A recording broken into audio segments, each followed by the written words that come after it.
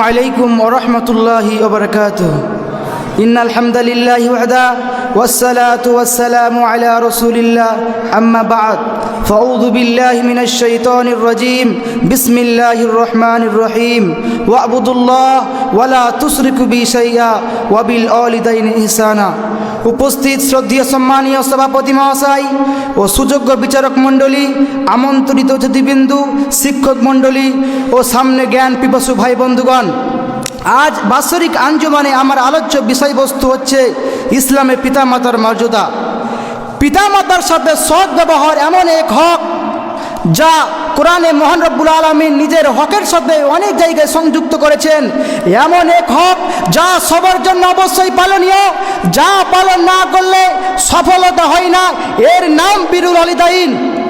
আর নিঃসন্দেহে বান্দা রবের মধ্যে সবচেয়ে বড় বন্ধন হলো তাকওয়া এবং বান্দাদের হক আদায়ে সচেষ্ট হওয়া।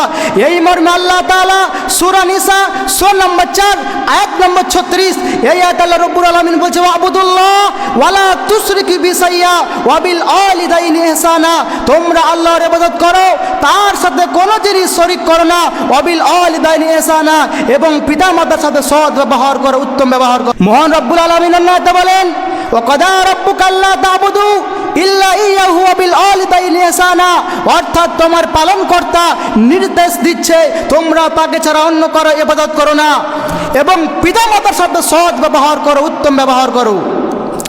ইম্মা ইয়াবলুগান্না ইনদাকাল কিবারা আহাদুহুমা আও কিলাহুমা ফালা তাকুল লাহুমা উফফু ওয়া লা তানহারহুমা ওয়া কুল লাহুমা কাওলান কারীমা, তাদের মধ্যে কেউ অথবা উভয় যদি তোমার জীবদ্দশায় পার্থক্য উপনীত হয়, পিতা মাতার সাথে সৎ ব্যবহার করে আল্লাহ তাআলা আদেশ করেছেন এবং তাদের সাথে খুব নম্র ভদ্রভাবে কথা বলতে হবে এবং তাদের মৃত্যুর পর এবং জীবিত অবস্থায় দোয়া করতে হবে রব্বির হামহুমা কামা রব্বায়ানি সগীরা।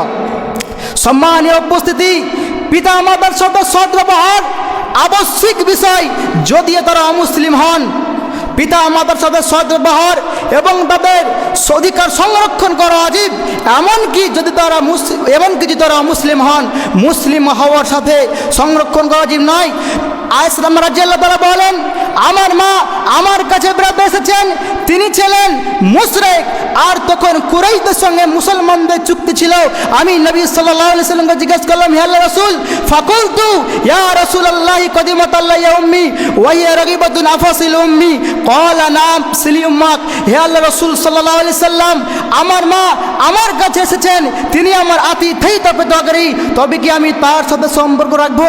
ক্বালা, তিনি বললেন, নাম সিলি উম্মাক, হ্যাঁ তোমার মায়ের সাথে তুমি সম্পর্ক রাখো। সম্মানীয় উপস্থিতি, এই হাদিসটি থেকে এটাই স্পষ্ট যে পিতা মাতার সাথে সৎ ব্যবহার সর্ব অবস্থায় ওয়াজিব এবং তাদের সাথে দুর্ব্যবহার করা গুনাহ কাবীরা।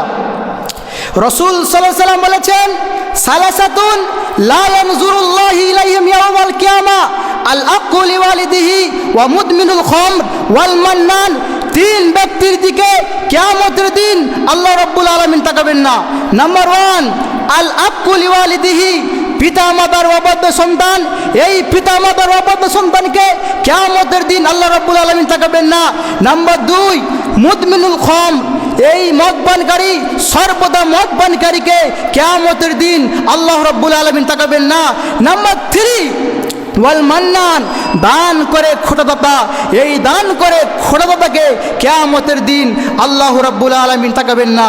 সম্মানীয় উপস্থিতি, আল্লাহ রাসূল সাল্লাল্লাহু আলাইহি ওয়াসাল্লাম হাদিসে বলছেন, রাগিমা আনফু সুম্মা রাগিমা আনফু সুম্মা রাগিমা আনফু, সেই ব্যক্তি লাঞ্ছিত হোক, সেই ব্যক্তি লাঞ্ছিত হোক, সেই ব্যক্তি লাঞ্ছিত হোক। বলা হলো কার জন্য ইয়া রাসূলুল্লাহ?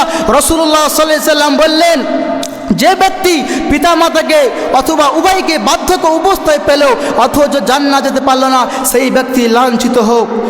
সম্মানীয় উপস্থিতি, আজকে আমরা এই আলোচনা থেকে এটা জানতে পারলাম যে আল্লাহ তাআলার ইবাদত করার পরে আল্লাহ রাব্বুল আলামিনের হুকুম আহকাম পালন করার পরে আমরা যেন পিতামাতার কথা মেনে চলতে পারি। তুমি তোমার বান্দাদের তোমার ইবাদত করার পরে তোমার হুকুম আহকাম পালন করার পরে পিতামাতার সাথে সৎ ব্যবহার করার তৌফিক দান করো। আমিন। আসসালামু আলাইকুম।